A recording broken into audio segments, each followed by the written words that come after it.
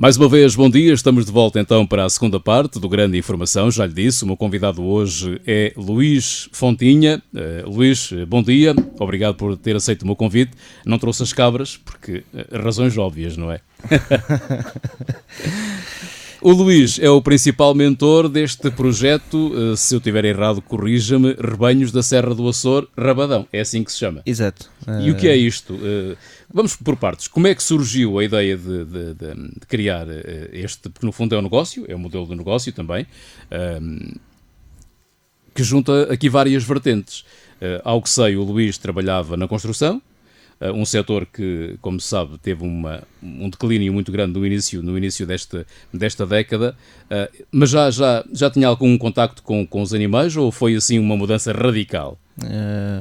O contacto dos animais vem desde sempre, principalmente o meu avô paterno, que era de Trás-os-Montes. Ele veio aqui para esta região trabalhar numa quinta com animais, na altura com vacas, com 9 anos, de Trás-os-Montes, para trabalhar com animais, e a vida dele foi toda basicamente a trabalhar com animais, vacas, cabras, ovelhas. Foi sempre o responsável por esse tipo de animais naquela quinta. O bichinho veio daí, se calhar, não é? Veio daí porque eu antes da idade de escola... que acha que o leite que vem do supermercado, não é? Não, desde cedo, sei de onde é que ele sai. Desde a idade de escola, antes da idade de escola, passava grandes épocas com os meus avós, por causa de permitir aos meus pais que trabalhassem, e eu comecei a guardar cabras não me lembro exatamente, mas com 3, 4 anos, 5 anos antes da idade de escola era o meu trabalho. Ainda este fim de semana tive a oportunidade de visitar a aldeia dos meus avós e levei as minhas filhas a alguns desses sítios onde eu guardava as cabras com essa idade, que ainda me lembro, e a ideia vem daí. Embora a vida me tenha condicionado e me tenha feito ter outro tipo de atividade, porque claro, financeiramente as cabras, né, não eram o mais interessante, mas sempre foi uma ideia voltar a estas origens. Sempre tive esse gosto e sempre foi uma ideia voltar a estas origens. E digamos que foi um mal que veio por bem, o facto de ter ficado sem emprego.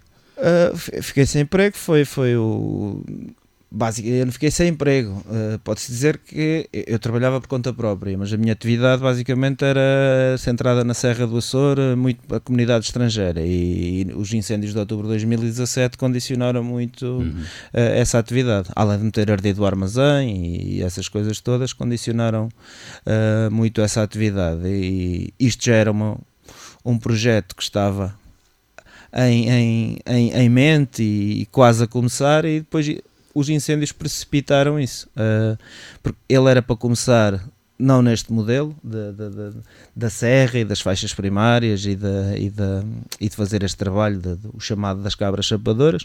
Estava para ser mais numa quinta diferente, mas os incêndios mudaram um bocado, alertaram para a necessidade da serra.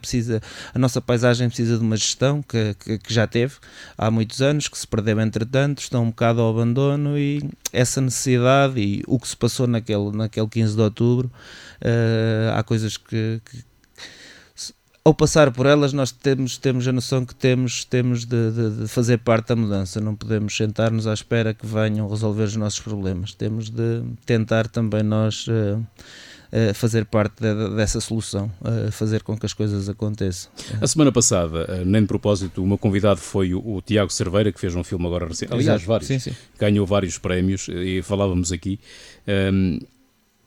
que o nosso país perdeu uma grande oportunidade no meio desta tragédia toda de tentar melhorar alguma coisa. Acha também que sim?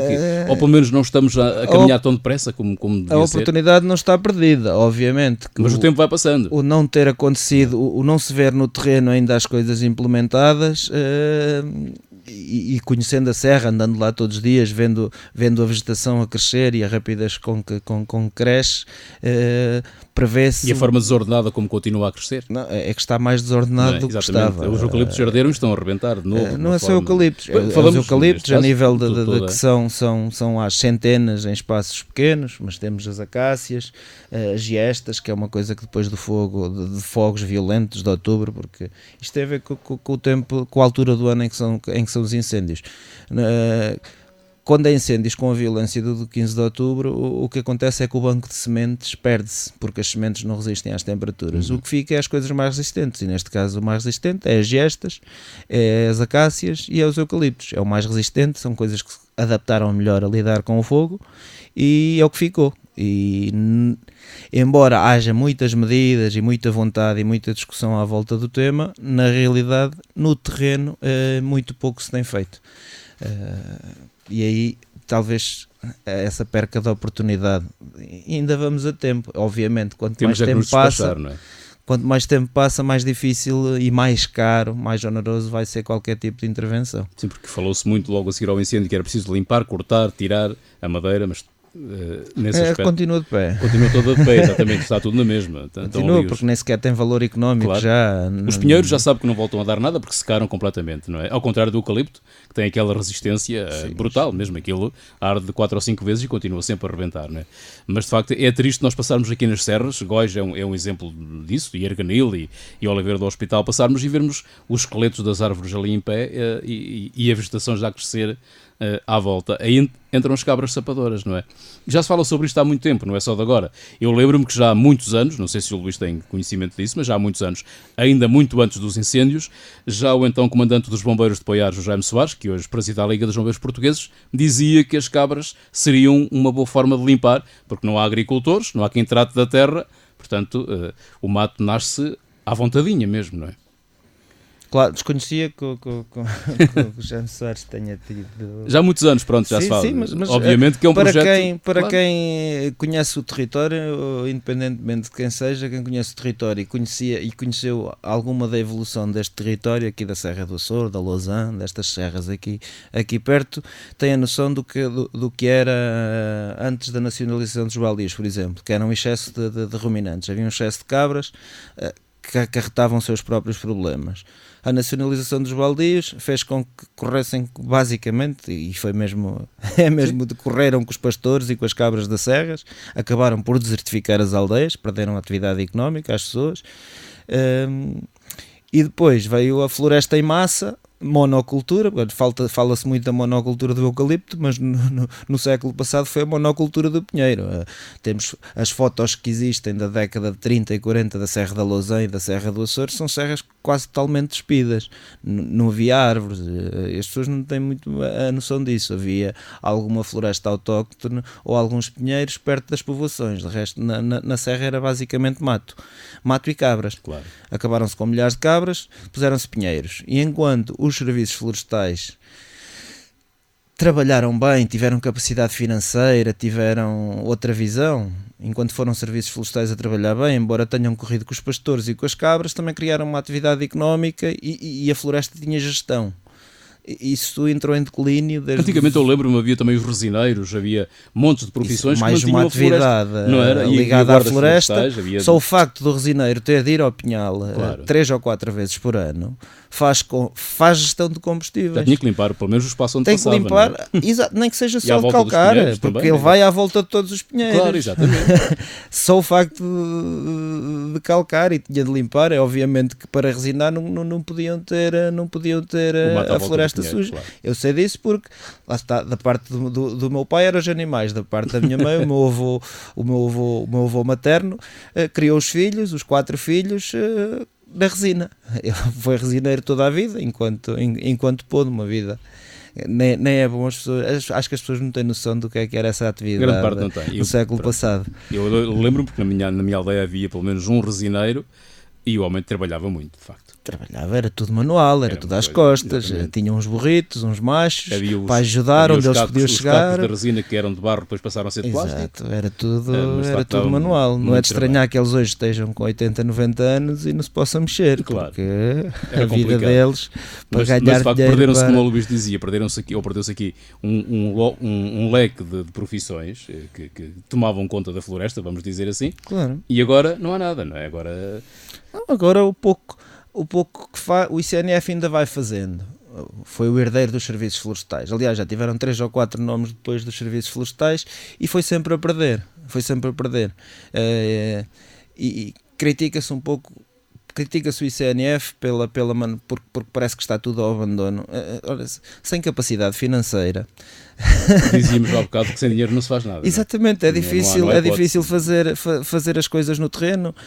Aqui nós ainda temos sorte, porque eu na semana passada estive num seminário em Aroca e o técnico do ICNF de lá, que estava a substituir o técnico mais velho, que entretanto se tinha reformado, não tinha um funcionário.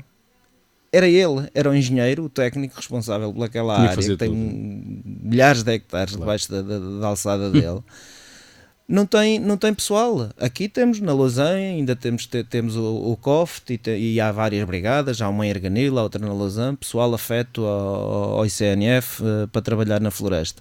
Portanto, ainda não estamos assim tão mal, mas lá está, o investimento na floresta do ICNF é nulo desde há muitas décadas. Fazem o possível com as verbas que têm disponíveis, que é as faixas primárias de controle de incêndios e tal, mas na floresta em si é muito limitado. E a tal monocultura leva-nos a tragédias como aquela que aconteceu, não é?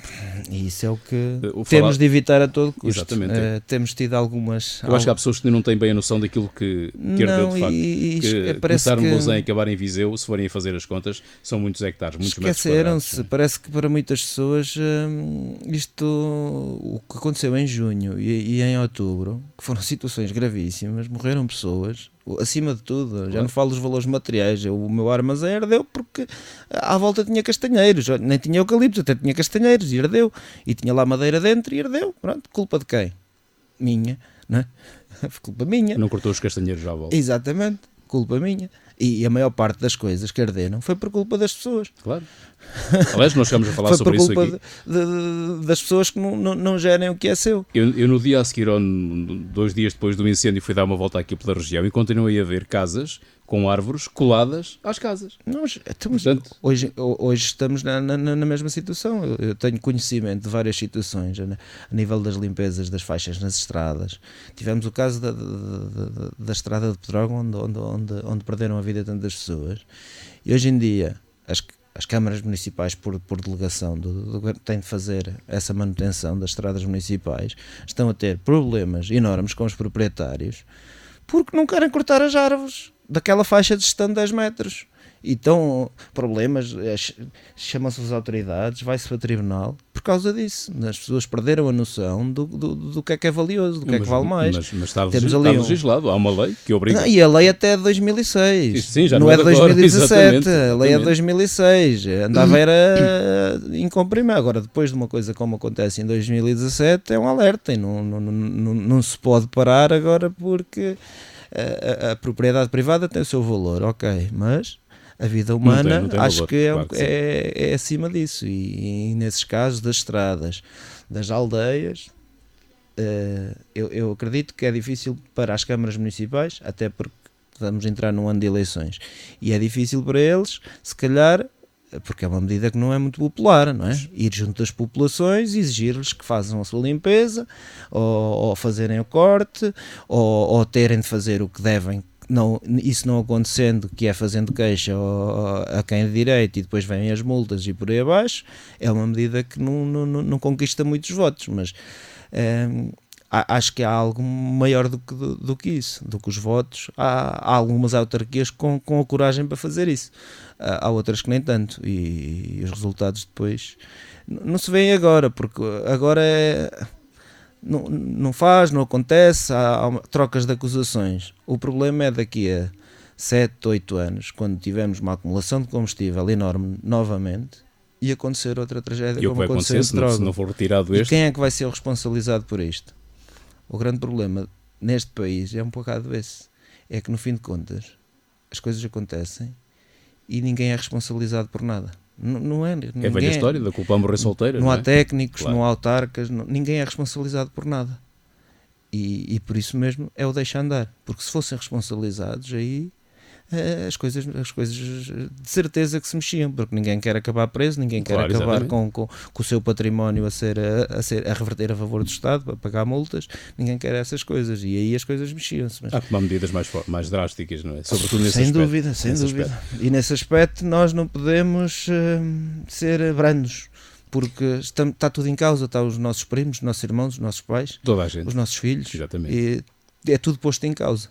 Ó Luís, você é assim, tipo, uma Heidi no masculino, não é?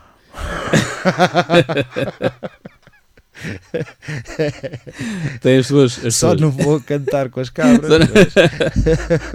Ainda, não é? Nunca sabe. Nunca sabe, não é? O isolamento da montanha Pode provocar. levar essas coisas. Mas isto é uma brincadeira, obviamente, mas de facto a sua ideia é esta mesmo: é que os animais, para já, que deem rendimento, porque senão não se metia num negócio destes. Mas também, eu tive aqui a ler, digamos que a minha cábula. Também é importante aquilo que vocês querem fazer relacionado com mostrar aos outros, aos mais novos sobretudo, o vosso trabalho, não é? E as cabras nesse aspecto são fundamentais, além de serem as cabras sapadoras, mas de facto dá para muita coisa, não é? E daí há bocadinho falarmos sobre o leitinho não vem do supermercado nem o queijo, tem uma origem. Também é essa a vossa intenção, levar que os miúdos vão até lá? Sim, e já temos tido mesmo muito, muito limitados, porque isto foi tudo o pouco que sobrou. Como já disse, a minha atividade principal acabou-se, extinguiu-se com o incêndio, e depois o resto foi tudo investido em cabras, basicamente. Já tem quantos animais? E são 100, cerca de 100. Para janeiro devem ser já umas 280, porque aquilo está para acontecer. Também é a vantagem, não é? Também é a vantagem. Enfim, se as puserem a limpar um terreno, já cobrem uma boa área. Agora, nós tínhamos ali uma área de cerca de 120 hectares para trabalhar, para começar a trabalhar, que já é uma área expressiva para começar a trabalhar com poucos animais. Porque sem cabras, na realidade, Pois. num contexto de uma serra inteira, que são 60 mil hectares, fazer 100... vale o que vale. Mas também, se em janeiro tem 280, no próximo ano tem para aí 1000, sim, não é? sim, Portanto, sim, e a ideia... Há outro projeto também na freguesia dos Chepos e Teixeira, que ainda não tem animais, mas aquilo está bem encaminhado, que é basicamente ali pertinho de nós. é difícil conseguir que os projetos sejam aprovados, ou nem por isso? Não, o projeto, isto não atenção, isto não é nenhum projeto daqueles projetos do PDR que recebe dinheiro para ir buscar cabras, para fazer instalações, nada disso. Isto é um programa de silvopastoriça do ICNF, é basicamente um pagamento de um serviço. O serviço que o ICNF normalmente tem de pagar via associações florestais ou via contratação de meios mecânicos, para fazer a limpeza das faixas primárias, faixas secundárias e mosaicos de gestão de combustível.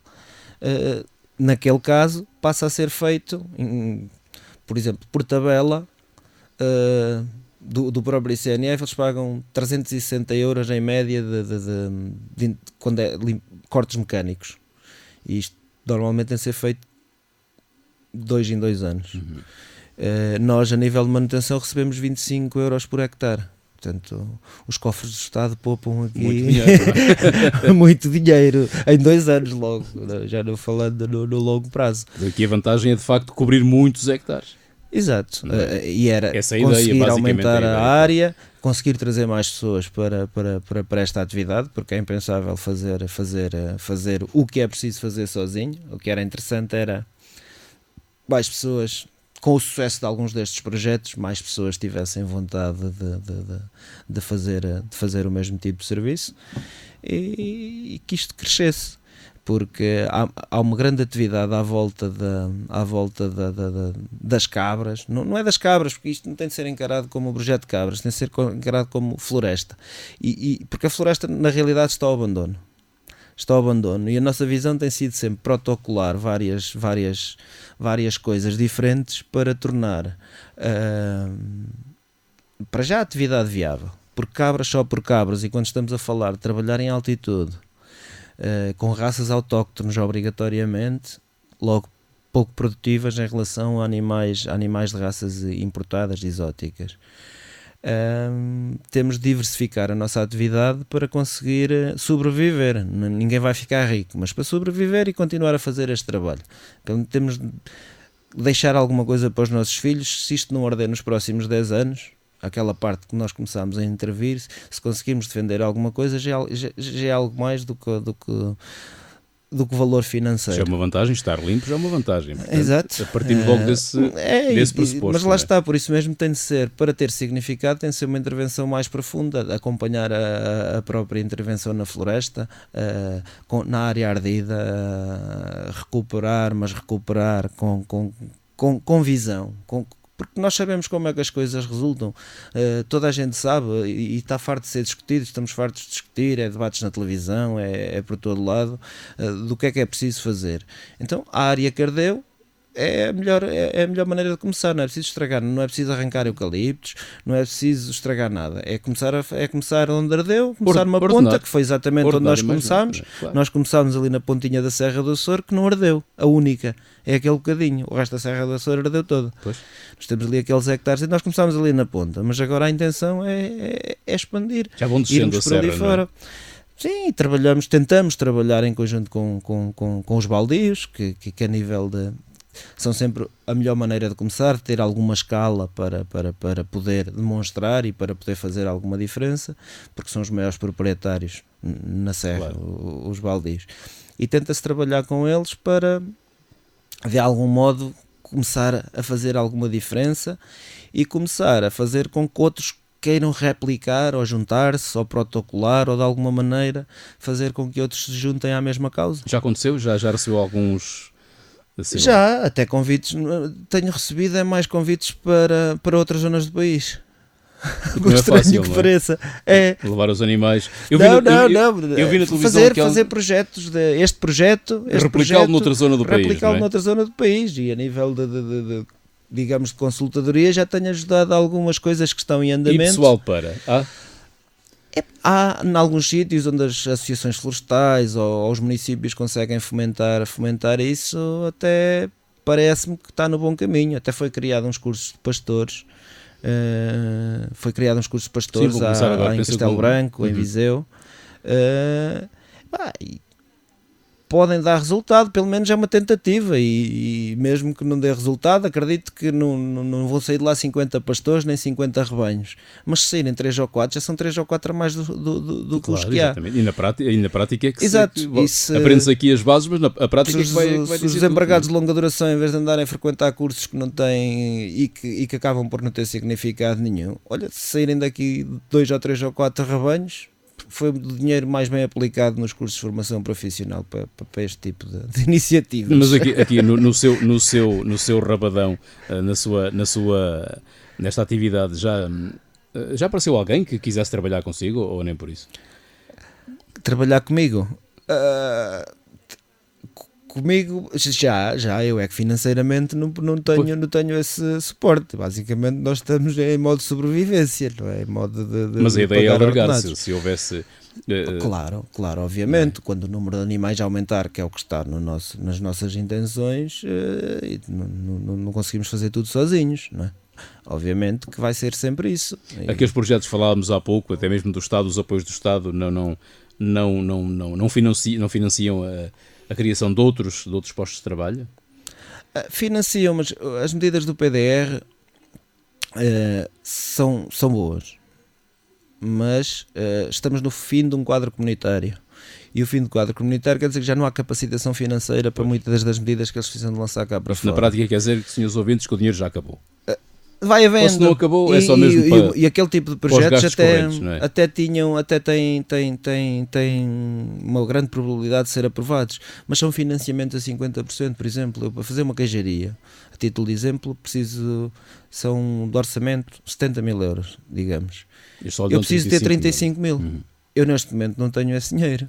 porque entretanto ando há 2 anos a trabalhar com cabras, no começo de um projeto, sem qualquer tipo de financiamento, e o dinheiro acabou-se. Eu não tenho 35 mil euros para fazer isso. Como não tenho, eu até elaborei o projeto e depois decidi não candidatar-me, porque não posso estar a comprometer, não é? Estar a comprometer-me, onde é que eu vou buscar 35 mil euros, não é? Então temos de esperar pelo próximo quadro comunitário, ver como é que as coisas vêm, e entretanto vamos trabalhando. Também há uma coisa nova que ainda foi o anterior governo que criou, que é o Estatuto da Agricultura Familiar, que é vantajoso para este tipo de projetos e principalmente aqui para a nossa zona, porque são tudo minifúndios, é tudo coisas pequenas, e a nível da agricultura familiar, do Estatuto de Agricultor Familiar, dá algumas facilidades a nível do licenciamento, da transformação, que é uma coisa que nos interessa por causa do queijo, porque é isso que torna viável a continuação, porque senão sem vender nada e a recebermos os tais 25 euros por hectare para manutenção, não é com isso que vamos sobreviver. É um bom complemento, que é melhor do que não recebermos nada, mas não é isso que nos faz sobreviver. Claro, ninguém enriquece a este nível. Eu estava aqui a ver que vocês querem também produzir, por exemplo, iogurtes de cabra com mel, castanha, medronho. Isto é aproveitar tudo que é produto endógeno da região, não é? Exato, porque a aplicação, dizer que os medronheiros que é muito bom, porque criam nos incêndios, quem estudou os incêndios, e é fácil perceber, se tivermos um eucaliptal ou pinheiros e depois tivermos uma plantação de medronhos, o fogo de copas baixa para um nível diferente, dá uma hipótese ao combate, é tudo teoricamente correto. Agora, na prática, nós não podemos plantar medronheiros sem termos escoamento para o medronho. Claro. E vem um pouco nesse encontro. Para já valorizar o nosso leite de cabra. Quando estamos a fazer um produto diferente que não existe no mercado, estamos a valorizar o nosso leite de cabra, em vez de andarmos a vender como fazem muita gente, que depois se torna incomportável para eles vender o leite muito barato. É o que acontece em muitos casos. E no leite de vaca então é uma coisa Acontece muito, e depois os queixumes são os mesmos de há 30 anos, mas nada muda. Claro. O leite é mal pago, há sempre alguém neste círculo, há sempre alguém que ganha, que lucra, mas não, claro, não, mas não é o produtor. Os pastores normalmente claro. Eu já ouço pastores há quase 40 anos a chorar, a dizer o o mesmo problema. E isso vem um bocado de criar um produto diferente e incorporar, lá está, querem castanheiros, então temos de escoar castanha, valorizá-la. Medronheiros, exatamente a mesma coisa. O mel, exatamente a mesma coisa. Estamos a contribuir mais uma vez, além das cabras a limparem terreno. Por isso é que eu digo que cabras chapadoras é um termo muito simplificado para aquilo que realmente pretendemos, porque podemos, ao incorporar esses produtos, dar uma solução para fazer também a tal mudança que é necessária na floresta. Que é sempre fundamental, até porque se não houver essa mudança, e já falámos sobre isso, os próximos tempos poderão ser complicados. Sobretudo o futuro, não é? Não direi a curto prazo, mas a médio e longo prazo vai ser complicado. Não é? Esta história da limpeza das florestas... Sim. Não é? Se não criarmos valorização nas medidas... Nós não podemos olhar para o ano que vem. Claro, temos cuidado, sobretudo daqui a 5 anos, por exemplo, não é? Ou mais de 5 anos, não é? Não é... Essa também é a vossa intenção, porque nós dizemos, isso não dá rendimento, não vale a pena. Claro, isto é tal como o nosso projeto, a nossa ideia vai dar resultados a médio e longo prazo. Na floresta vai ser exatamente a mesma coisa. O que se fizer agora não tem resultados imediatos. Isso poderá ser uma forma também de afastar as pessoas, ou que não as leva a aderir a este tipo de iniciativa? E lá está a opção por certo tipo de culturas, foi isso mesmo. Nós não temos nada, e eu tenho dito isso algumas vezes. O facto de a moda é que o eucalipto é que foi a causa dos incêndios, e não. Se formos, temos de saber a nossa história, o que aconteceu desde meados do século passado, ou antes disso, da nacionalização dos baldios, o que eu já falei, das pessoas terem perdido a sua atividade, terem de sair daqui para fora à procura de outras coisas para fazer e tudo mais. E depois, os que ficaram ainda tiveram, ou os resineiros, como disse, ou as pessoas que faziam as plantações, que roçavam o mato, que trabalhavam para os serviços florestais, continuavam a manter muitas pessoas nas aldeias. Depois disso, os serviços florestais praticamente foram desmantelados, não é? E foi o que eles fazem agora é uma gestão técnica, não usam pessoas das aldeias, isso já não se usa há 30 anos, que deixou de se usar. Também não as há lá, só os velhotes, não é? Portanto... Mas não as há lá também um bocado por isso, uma coisa leva à outra. Exatamente. E depois qual é que foi a opção dos que ficaram? O que é que foi fácil fazer? E temos de ver isto no contexto, os eucaliptos não apareceram cá por milagre. Os eucaliptos apareceram cá porque foi criada uma empresa pelo Estado e foi patrocinada pelo Estado. Aliás, foi uma empresa estatal até ser vendida sim. De eucalipto, porque nós, a nível da Europa, do Tejo até à Galiza, temos, a nível de produção florestal, os melhores terrenos que há para produção florestal. Nós conseguimos produzir floresta como ninguém. Conseguiríamos produzir, porque não estamos a fazê-lo, porque acabou por ser da responsabilidade dos poucos que ficaram nas aldeias fazer florestação sem acompanhamento, sem ordenamento, e o resultado é o que está à vista. Agora, vamos culpar os nossos avós e os nossos pais por os eucaliptais que estão desordenados por aí? Não foi culpa deles, eles tentaram fazer o melhor. Muita desta malta que agora fala contra os eucaliptos e querem vir à terra e ver carvalhos e sobreiros, esquecem-se que os cursos superiores que eles têm muitas vezes foram pagos com eucaliptos, com aquele pouco dinheirinho que os velhotes iam fazendo na madeira. E agora e hoje nem isso resulta. Temos de está mal feito. Temos muita floresta desordenada, não só de eucaliptos. Temos muita floresta desordenada. Temos de começar a fazer ordenadamente. Não podemos eliminar o eucalipto, porque é a nossa fileira florestal, está toda direcionada para ali. Temos uma indústria de renome mundial direcionada para a produção de pasta de papel, que o eucalipto é o maior, claro. É o que encaixa melhor. Temos as condições naturais para produzir boa floresta, estamos a fazê-lo mal, mas isto estamos a fazer mal em muitas áreas das nossas atividades. E depois, entre as conversas que nós vamos tendo depois do que aconteceu, aliás, incêndios vai sempre haver isso aí, desenganemos. Os incêndos sempre fizeram parte da gestão da paisagem e vão continuar a fazer. Mas, por exemplo, às vezes estamos a falar, e eu ponho-me na pele, por exemplo, de uma pessoa de 70 anos ou 80 anos, a quem querem meter na cabeça não vai ali plantar eucaliptos, mas castanheiros. E a pessoa pensa assim, espera aí, mas eu vou morrer e sem tirar qualquer rendimento disto, não é? Porque as pessoas pensam da forma, bem, o eucalipto 5, 10 anos já começa a dar rendimento, mas as outras árvores demoram muito mais a crescer, não é?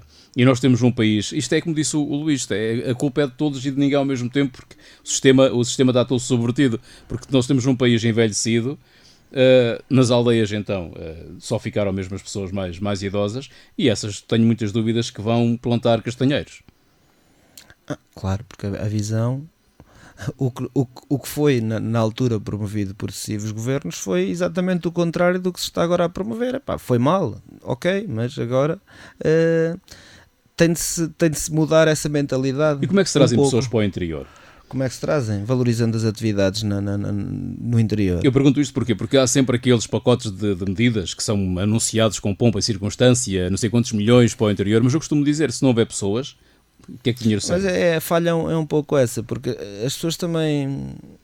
Eu tenho tido muito essa discussão, porque as pessoas veem as medidas, toda a gente reclama que não chega cá nada, mas ninguém vai bater à porta de ninguém, como se antigamente. À procura desse dinheiro e dessas medidas e da implementação delas, porque naquelas aldeias da Serra onde eu nasci, nos anos 50, nos anos 60, 70, muitas delas não tinham água canalizada, não tinham luz elétrica, não tinham saneamento, não tinham nada disso. Foi os serranos que na altura os da diáspora, normalmente os que trabalhavam em Lisboa, que se davam ao trabalho de se associar, juntar em grupos, ligas, comissões de melhoramento, ir bater às portas dos ministérios e de quem conheciam, para que depois as nossas aldeias tivessem algum desenvolvimento. E resultou na altura. Porquê é que agora não há de resultar? Nós olhar para a floresta neste momento tem de ser nessa perspectiva, associarmos-nos, ganhar escala, conseguir fazer diferença com projetos com escala, porque um dos grandes problemas do nosso território é ser, mesmo os baldios, que são territórios com alguma escala, estamos a falar de um baldio tem 200 hectares, o outro tem 300 hectares e para nós isso, 200 hectares é imenso, mas se formos abaixo do Tejo, 200 hectares não é nada. E as medidas do PDR, digamos que há 3 concelhos em Portugal que absorvem 50% das medidas do PDR. E uma das causas é a escala, porque uma das fundamentos da aprovação dos projetos, uma das alíneas é exatamente a escala. E nós andamos para aqui a fazer ZIFs e unidades de gestão florestal, mas o que eu tenho visto na Serra é que este baldio quer, o outro não quer, porque desconfia daquele, porque há um historial, porque não sei o quê, porque não sei o que mais. Nunca se consegue essa escala para fazer uma gestão do território como devia ser. Eu, inclusive, eu já desafiei presidentes de Câmara, porque a Serra do Açor, neste caso, a Serra da Lousã já tem uma recém-criada associação de defesa que vai zelar pelos interesses da Serra da Lousã, que engloba os 7 municípios que a constituem. A Serra da Estrela já a tem há muitos anos que trabalha como território. A Serra da Estrela é uma marca que qualquer coisa, até pode nem ser produzido na Serra da Estrela, mas diz Serra da Estrela e pronto. É valorizado. Ao ser valorizado, traz pessoas, traz interesse económico, as pessoas, não é? Ninguém vai sobreviver de roer-bolotas. Exatamente.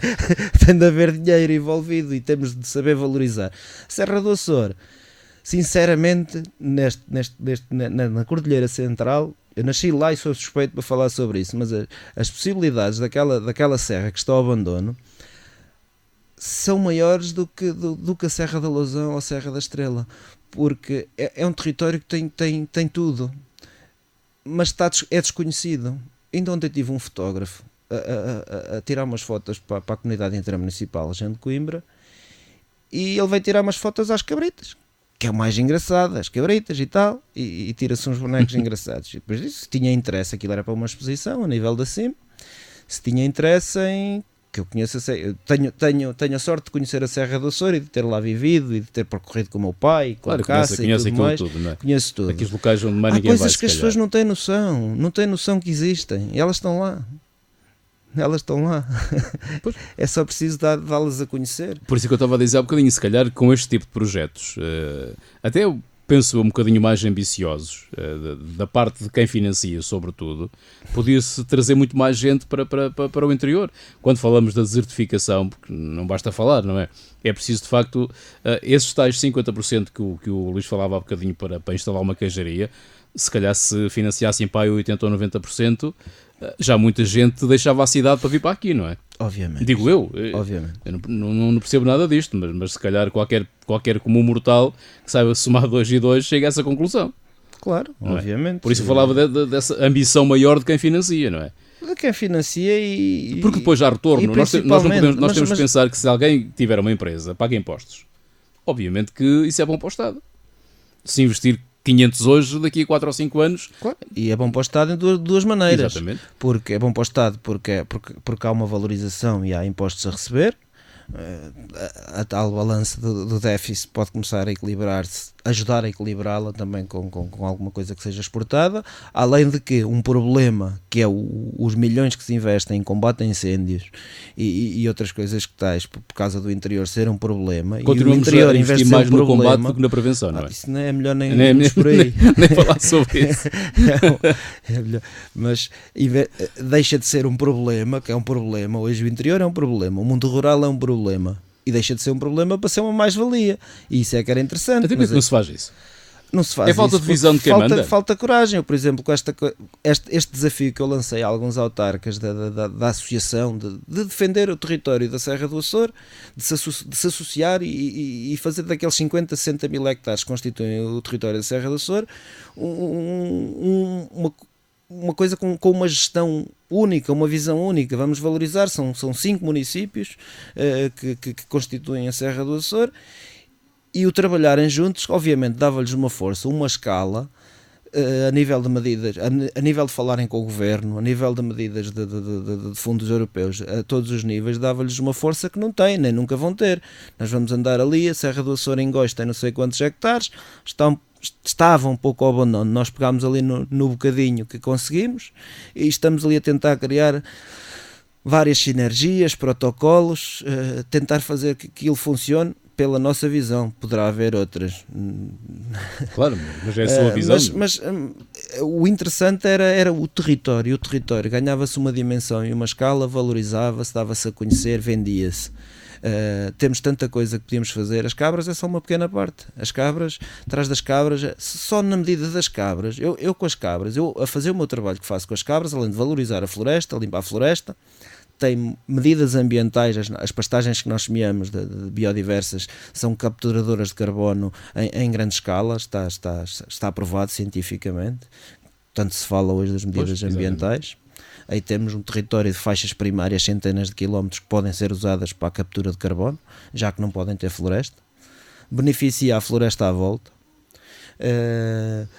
A caça, por exemplo, que é na Serra do Açor, no outubro de 2017, perdeu tudo o que era a caça, menor e maior. Tínhamos já uma grande população de ongulados, de veados e de corços, e ficou quase tudo queimado. Nós ali só, desde há um ano para cá, que eles deslocam-se da Serra da Lousã, expandir território, como deslocam todas as épocas de reprodução. Nós, com as nossas pastagens e manter a água lá em cima e tudo mais, conseguimos que eles começassem a expandir território para fazer o repovoamento da Serra do Açor novamente, e já conseguimos levá-los com sementeiras, já estão quase a meio da Serra do Açor, na área queimada, sozinhos.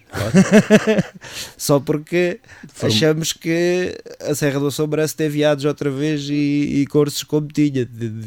Devia ser. Lá está, outra das ideias era as faixas primárias, que é o topo da Serra do Açor toda, podia ser um corredor ecológico. Podia ser um corredor ecológico que servisse para os animais pastarem e servisse para a caça, para estas coisas, e em vez de, na verdade, são um problema, porque toda a gente, os prejuízos agrícolas que causam, os veados e os corços, cá em baixo, claro, onde se faz se tiverem comida na serra, não vem cá para baixo. Exatamente. A tendência natural é afastarem-se dos homens. Mas o que eu acho engraçado é que fazem-se estudos, fazem-se seminários, ainda houve na Lousã há pouco tempo sobre isso, à procura de soluções. Nós temos ali a solução e ninguém nos liga nenhuma. Porque não sei. É falta de coragem, é falta de visão. Se calhar é mais compensatório os estudos. Sabe que os estudos, o Fundo Ambiental e o Fundo Florestal patrocinam muita coisa. Imagino que sim, não é?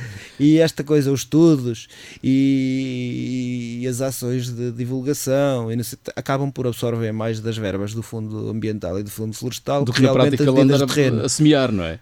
É. Na prática eu andei lá a semear, mas tive que pagar a semente. Pois aí é que está. Mas as pessoas por vezes esquecem. Mas fico contente. As pessoas esquecem-se porque. Pois, mas as pessoas esquecem-se que isto tudo. Se nós formos a ver o chamado ciclo da vida, isto são só vantagens. Podem não ser agora, mas são só vantagens, porque falou há bocadinho do corredor ecológico, das pastagens, da pastorícia. Depois temos a parte que toda a gente fala hoje em dia, que é o turismo. Quanto é que não pagavam as pessoas da cidade para ir ver uns veados numa serra? Pois pagam, eu sei que pagam, não é? E se mais veados houver, se mais espaço houver, mais pagam, mais pessoas vão, mais rendimento retiram esses municípios. Claro. Mas isso, o milagre do turismo era onde eu ia chegar mesmo aí, porque o milagre dos concelhos aqui da Serra do Açor principalmente é a aposta no turismo. Aposta no turismo, e bem, no turismo, mas o turismo, não sei, depois de outubro de 2017 ficámos um pouco despidos de serra para ver, de floresta. Se não for feito a base de tudo, a base da economia da Serra do Açor tem de ser a floresta. E não há maneira de desviarmos dali. Ou a floresta ou as minas de lítio. É escolher. Eu acho que não há. Eu acho que tem de ser a floresta. Claro. E depois da floresta, tudo sai da floresta. Além da própria produção florestal, sai a floresta de conservação, saem as medidas ambientais, sai a captura de carbono, saem os animais e depois lá vem o turismo. Vem o turismo cinegético, que é preciso. Nós defendemos os animais mais que todos ou mais que tudo, mas temos consciência do que as sobrepopulações de animais fazem. Claro. O turismo cinegético também é preciso abater alguns, criar esse equilíbrio. Já que não temos lobo, alguém tem de criar esse equilíbrio. E depois o turismo de natureza, o gastronómico, exatamente, porque nós ali... Me perdoem os vegetarianos, mas um cabrito no forno é qualquer coisa, não é? Dando o exemplo de Góis, tem uma confraria do cabrito. Desativada, não é? Ou pelo menos que não... Pois, não conheço que tenha atividade, porque exatamente não existem animais na serra, não há essa dinâmica. Agora aqui em Poiares é diferente porque... Por causa da dinâmica da chanfana, Poiares, Lausanne, Miranda, as capitais da chanfana. E digamos que o facto de Poiares ter criado também uma trabalhou para isso. A caprinicultura é importantíssima. Trabalhou para isso. Não podemos estar ali à espera, é isso que eu estava, não podemos estar à espera que o turismo só por si resolva os nossos problemas todos, porque não vai resolver, nem sequer temos escala para isso. Não temos dormidas, não temos nada. Aqui não temos escala para fazer turismo de massas, e ainda bem, porque também sinceramente não é esse que pretendemos. Acho que o turismo de massas tudo com conta, peso e medida, não é? Sim. Aquilo que o Luís defende em grosso modo era dar um abanão a estas pessoas, não era? Era porque preciso. Mas 2017 não foi um abanão. Pois, mas eu, um pastor atrás de um rebanho de cabras na serra, é que vou dar um abanão a alguém. Mas 2017 não deu, dificilmente eu darei. Mas no fundo é aquilo que é preciso. Dá mais um, se calhar. Pronto. Por causa disso, as inimizades que eu fui criando. Tenho alguns casos de inimizades com entidades locais por causa disso mesmo, porque as pessoas têm de se responsabilizar pelo que fazem nos cargos para que foram eleitos. Ou que não fazem. Mas têm de fazer, não há outra maneira, não consigo ver isso de outra maneira. Se foram eleitos para estar naqueles cargos, têm de nos defender, têm de defender o que é nosso. E eu vejo as coisas a passarem-nos ao lado, vejo a serra abandonada mais uma vez, com que vai ter consequências muito piores do que teve 2017. 2017 foi muito mau. 2027 vai ser terrível. Sim, então hoje a carga de combustível que está a ficar... Esta semana vi uma notícia que fala de um estudo da Universidade de Aveiro que diz que a chuva, a pluviosidade que vai diminuir 10% nos próximos anos. Exatamente, ainda... Lá está, temos... O que é que fazem as pastagens biodiversas, por exemplo? Fixam a água, previnem a erosão. Isso são medidas que nós temos de tomar. Não podemos andar aqui a ler estudos toda a vida, porque essas coisas está provado que funcionam. Se está provado que funciona, vamos fazer. Não é? Eu tenho coisas que fiz lá contra, criei mais inimizades, por exemplo, lá em cima nas estradas da serra, por tradição, porque também ninguém lhes disse o contrário. Quem andava normalmente a arranjá-las criava os aboeiros para retirar a água das estradas e acabava por conduzir a água acelerando a encosta abaixo, o que dá que leve tudo à frente e a terra vai toda parar ao rio Ceira. Não é? E não deixa lá nenhuma em cima e a água não se infiltra. A água daí a umas horas está na Figueira da Foz e não fica lá. E depois, não é? Os nascentes já foram, a floresta já foi. Eu fiz mini barragens com essas coisas todas por aquela serra toda. Agora cada vez que há qualquer coisinha de água vai havendo mini barragens por ali abaixo, porque a água infiltra-se, fica lá. As nascentes depois vão-nos a devolver a floresta, a agricultura à volta. E se calhar também a própria pastagem agradece, não é? Claro que agradece. Claro que agradece. Mas e a pastagem vai fixar. Criou inimizades por causa disso, foi? Criei, porque andava a fazer uma coisa que parece que ninguém vê para que é que aquilo serve. É só para ser chato, é só para ser diferente. Mas eu sou teimoso a esse ponto que não me deixa de mover por causa do que os outros dizem. Eu as coisas que estão provadas, que sei que funcionam, faço. Se calhar, depois logo se vê. Se calhar se muitos fizessem, escusavam de acabar com a carne de vaca na Universidade de Coimbra, digo eu. Isso é melhor não entrarmos. Também não vamos para isto, foi só um comentário, não é? Portanto, também as vaquinhas não têm a culpa de tudo, não é? Não, e as vacas criadas em regime extensivo muito menos, e com pastagens biodiversas, não faz sentido nenhum. Isso é um medo que tem-se tomado algumas medidas, porque é moda. É moda, e decidiram que as vacas nos Estados Unidos são responsáveis por não sei quantos da percentagem de emissão de gases de estufa, que são criadas num regime totalmente diferente do que nós criamos o nosso gado. Nós na semana passada estivemos em Aroca no seminário, e um dos nossos colegas que esteve a falar, o Avelino Rego, que pertence à terra maronesa, que eles até na altura fizeram uma carta aberta ao reitor da Universidade de Coimbra, a convidá-lo, e a convidá-lo para ver, e não é, porque uma universidade, um centro de estudo que tem ciência por detrás, estar a tomar uma medida daquelas sem justificação nenhuma científica, quando podia basicamente ter ido ali ao lado à ESAC perguntar o que se estava a fazer alguma coisa que fizesse sentido. Não, simplesmente porque é moda, retira-se a carne de vaca das cantinas. Na Universidade de Trás-os-Montes, por exemplo, eles só usam carne da terra maronesa, das vacas maronesas que são criadas em Trás-os-Montes, que sabem, que são certificadas, criadas em regime extensivo, ajudam na gestão da paisagem, têm as pastagens biodiversas, além, fertilizam a terra. Não são prejudiciais ao ambiente. O sequestro de carbono que elas fazem é muito superior às emissões que elas fazem. E isto não são... Portanto, meus amigos, é científico. A culpa não é das vacas. É científico, não há... Não tem nada a ver com isso. Luís, estamos quase a acabar. Enfim, eu acho que já estamos quase a ultrapassar o nosso tempo, mas não faz mal. Quais são os seus projetos assim mais prioritários, digamos assim? Projetos? Assim, já sabemos, pronto, estamos aqui a falar sobre... O meu projeto, realmente aquele que eu gostava... O seu projeto de vida, digamos assim. O meu projeto de vida, aquele que eu gostava realmente de implementar, é continuar ali com as cabrinhas, se calhar juntar-lhe algumas vacas, aroquesas, possivelmente. Vocês também têm, deixa-me respeitar, também tem um burro ou dois, não é? Sim, temos um mirandês e temos um da Graciosa. Mais 2 autóctonos, é tudo autóctono por ali. De burros não tem nada, não é? Não,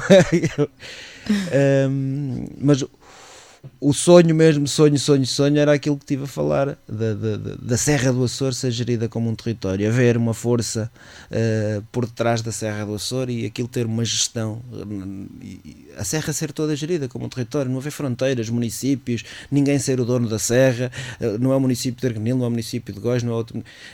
haver uma gestão integrada da Serra do Açor e ver a Serra resiliente, com atividade, com gente, com animais, com floresta. Com gente, porque aquilo eu tenho a oportunidade de visitar, de passar a serra quase toda de um lado ao outro várias vezes e não passa por ninguém. Não, encontro um deserto de árvores mortas, queimadas no ar, caídas. É o que se encontra. Para quem gosta da floresta, isso deve ser quase um pesadelo, não é? Dói-lhe o coração quando passa por lá.